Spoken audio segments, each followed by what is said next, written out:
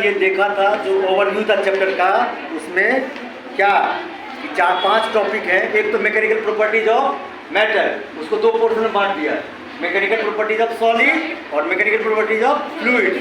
Fluid में 2 अलग अलग हैं, लिक्विड और गैस। उसके बाद mechanical properties of matter, sorry thermal properties of matter, वो एक ही साथ तीनों को कर दिया। तो ये थर्मल प्रॉपर्टीज ऑफ मैटर हमें अभी हाफ ईयरली के लिए नहीं पढ़ना है, हमें पढ़ना क्या है, मैकेनिकल प्रॉपर्टीज ऑफ सॉलिड, उसके बाद मैकेनिकल प्रॉपर्टीज ऑफ फ्लूइड। अब हम स्टार्ट करेंगे मैकेनिकल प्रॉपर्टीज ऑफ सॉलिड। उसमें पहला जो टॉपिक आएगा वो आएगा स्ट्रेस, ठीक है। और जैसा कि कल आप लोगों में से किसी ने बताया था कि स्ट्रेस का जो डायमेंशन होगा वो किसके डायमेंशन के बराबर हो जाएगा, प्रेशर के डायमेंशन के बराबर। मतलब क्या हो गया, फोर्स अपॉन एरिया। अच्छा, डायमेंशन अगर हम निकालना चाहे तो निकालिए, तो कॉपी में सबको निकाले दो। देखिए F का है mlt-2 और एरिया का L² mlt-2 divided by L² ऊपर जाएगा -2 हो जाएगा, 1 - 2 m L-1 t - 2। m मतलब हो गया किलोग्राम, किलोग्राम पर मीटर पर सेकंड स्क्वायर, ठीक है, ये यूनिट हो गया। अब जो प्रेशर का यूनिट होता है वो होता है पास्कल, वो भी एक साइंटिस्ट के नाम पे है ना। अब स्ट्रेस, अरे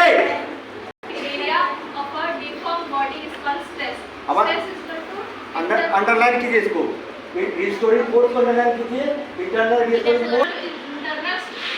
force area cross section equal to F internal upon में A। देखिए एक पॉइंट है इसमें इंटरनल, दूसरा पॉइंट है रिस्टोरिंग, ये दोनों एडजेक्टिव है इसके लिए, नॉन फोर्स के लिए, इसको पहले समझेंगे। और बॉडी से पहले है डिफॉर्म, वो भी एडजेक्टिव है, ठीक है। इस दोनों पॉइंट को पहले डिस्कस करेंगे। फार्मूला, चूंकि फिजिक्स है, फार्मूला आपके दिमाग में हमेशा रहना चाहिए। फार्मूला क्या है, एक बार और बोल दो बेटे। Internal restoring force by area of cross section, force upon area. हमारा फार्मूला हो गया इंटरनल रिस्टोरिंग फोर्स और दूसरा हो गया एरिया ऑफ क्रॉस सेक्शन। और इंटरनल रिस्टोरिंग फोर्स को हमने जैसे सेंट्रीपिटल फोर्स को FC से डिनोट किया था, C सबस्क्रिप्ट में था, यहाँ पे F इंटरनल ले लिया, ठीक है। और एरिया क्रॉस सेक्शन के लिए लिया A। अब एरिया क्रॉस सेक्शन कैसे समझेंगे, मान लिया ये है हमारा, है ना, ये किस शेप में है, इसका शेप क्या है, नहीं ये पूरे बुक का शेप क्या है, क्यूबॉइड, ठीक है। क्यूबॉइड का अगर किस रूप में रख रहे हैं, ये वाला जो एरिया होगा, ये वाला ऊपर वाला एरिया, ये एरिया क्रॉस सेक्शन हो जाएगा।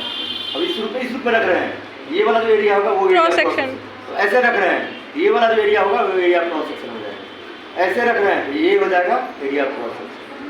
तो जो बॉडी 3D है हमारा, रिजिड बॉडी है, जो चैप्टर अभी छूटा हुआ है उसमें वो डिटेल में पढ़ेंगे हम। रिजिड बॉडी का पूरा एरिया, वॉल्यूम नहीं लेकर के, केवल हम एरिया लेंगे। और एरिया भी कौन सा, एरिया ऑफ क्रॉस सेक्शन। ऊपर फोर्स है, नीचे एरिया है, तो डायमेंशन हो जाएगा किसका, प्रेशर का, जो ऑलरेडी आप जानते हैं। केवल यहाँ देखिए जो 2 एडजेक्टिव है, इंटरनल और रिस्टोरिंग, उसको समझिए। जैसा कि कल आपने कहा था अपने कॉमन सेंस के आधार पे कि प्लास्टिक, वो रबर और स्टील में अधिक इलास्टिक कौन है, स्टील। अब तो कर रहे हैं, कल उल्टा कहा था। तो क्या करता है स्टील, जब हम उसको उस पर फोर्स लगाते हैं, वो बॉडी उसकी डिफॉर्म्ड हो जाती है, तो हो गया डिफॉर्म्ड बॉडी। समझ में आ गया,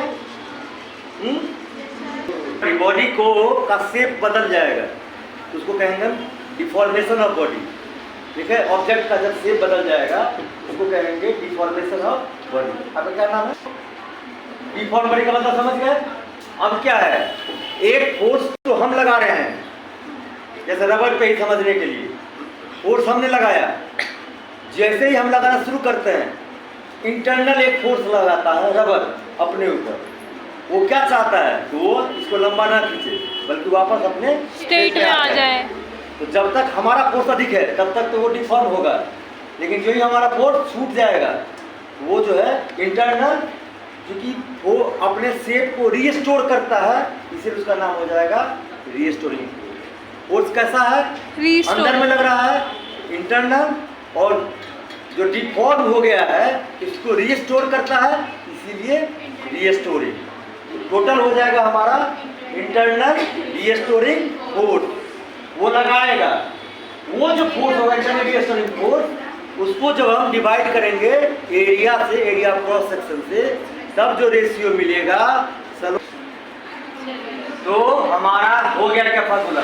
ये पूरा जो डेफिनेशन वो समझ में आ गया? Yes sir. चलो आगे बढ़ो। If there is no permanent change in the configuration of the body, then the restoring force is equal and opposite to the external deforming force applied. Unit बता दिए, आपको पता है, डायमेंशन बता दिए, आपको पता है। देखिए इसमें क्या कर रहा है, क्या if there is no permanent change in the configuration of the body, then the restoring force is equal and opposite to the external deforming force applied. अगर जो हमारा हमने कल एक देखा था कि परफेक्टली इलास्टिक बॉडी और परफेक्टली प्लास्टिक बॉडी, दो टर्म इंट्रोड्यूस किया था, उसको एक्सप्लेन भी थोड़ा बहुत किया था। तो जब परफेक्टली इलास्टिक बॉडी होगा, वो जो फोर्स होगा वो और जो हमने अप्लाई किया वो दोनों बराबर हो जाएगा। वही बात यहाँ कर रहा है।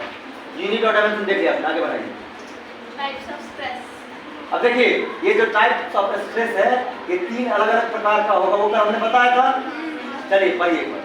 Normal stress या longitudinal stress.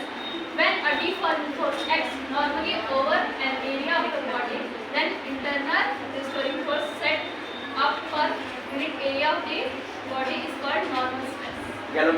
देखिए इसमें थोड़ा सा, इसमें क्या किया था, जो हमने किया था उसमें और यहाँ में थोड़ा सा अंतर है। ये क्या है, जो लॉन्गिट्यूडिनल स्ट्रेस है और कंप्रेसिव स्ट्रेस है, इस दोनों को हमने टेंसाइल स्ट्रेस के अंदर रखा था।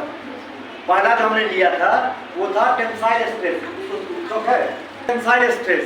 और टेंसाइल स्ट्रेस का एक पोर्शन था जब लेंथ में इंक्रीज होगा लॉन्गिट्यूडिनल, और एक था जब लेंथ में डिक्रीज होगा तो कंप्रेसिव। तो वो हो जाएगा स्ट्रेस इस तरह। ये डायग्राम, ये स्ट्रेस का 3 अलग अलग प्रकार, एक होगा टेंसाइल, टेंसाइल का 3 अलग प्रकार, लॉन्गिट्यूडिनल, लॉन्गिट्यूडिनल या इसी को नॉर्मल भी बोलते हैं, और दूसरा कंप्रेसिव।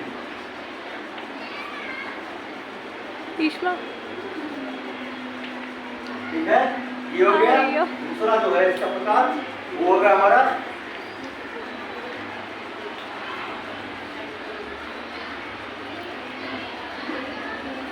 एक मिनट रोक लेना, लॉन्गिट्यूडिनल और कंप्रेसिव। और जो दूसरा था जो कल लिया था उसके हिसाब से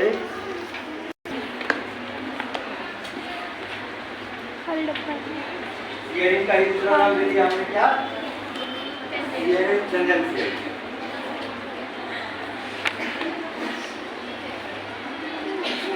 और तीसरा हो जाएगा हमारा हाइड्रोलिक।